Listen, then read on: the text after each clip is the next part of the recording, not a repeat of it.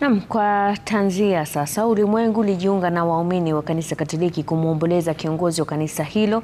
Papa Francis alifariki Jumatatu asubuhi akiwa na umri wa miaka 88.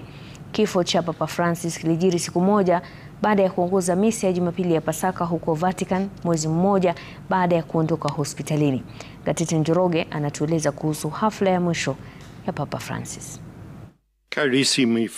Saa 3:45 katika makao rasmi ya Papa Francis, Casa Santa Marta huko Vatican.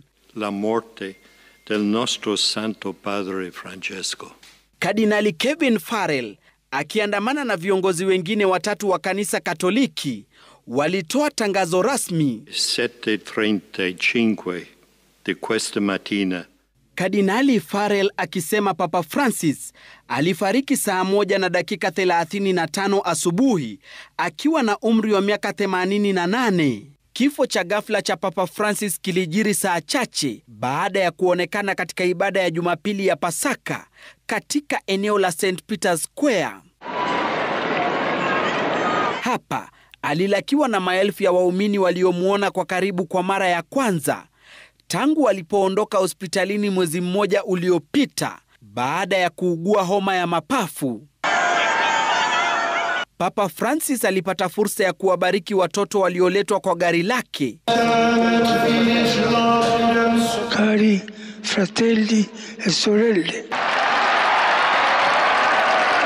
Baada ya ibada ya Jumapili, Papa Francis alikutana na makamu wa rais wa Marekani J.D. Vance. Hii ikiwa ndio shughuli rasmi ya mwisho aliyojihusisha nayo kabla ya kifo chake. Ni kifo kilichotamausha ulimwengu mzima, viongozi kutoka kote wakijumuika kumuomboleza. Mfalme Charles ni miongoni mwa waliomuomboleza Papa Francis, akisema atakumbukwa kwa ukarimu wake, umoja wa Wakristo na matendo bora kwa wote. Waziri Mkuu wa Uingereza Keir Starmer akisema Papa Francis alitaka kuona dunia ya usawa kwa kila mmoja. Pope Francis' compassion embraced all humanity, and today he will be mourned by Catholics and non-Catholics alike. Rais wa Ukraine Volodymyr Zelensky amemkumbuka Papa Francis kwa namna alivyoomba kupatikana kwa amani katika taifa lake.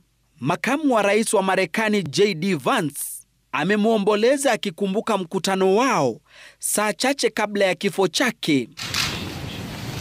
Si viongozi wa siasa tu, bali pia viongozi wa kanisa Katoliki na waumini kote duniani walijumuika kumkumbuka kiongozi wa kanisa hilo. Unyenyekevu wake, mapenzi yake kwa wachochole na wito wake wa amani ukiwafanya wengi kumkumbuka kama kielelezo kwa mabilioni ya watu.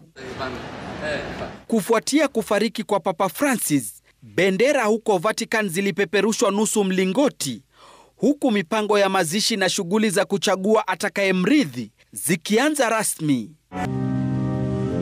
Gatete Njoroge, Runinga ya Citizen.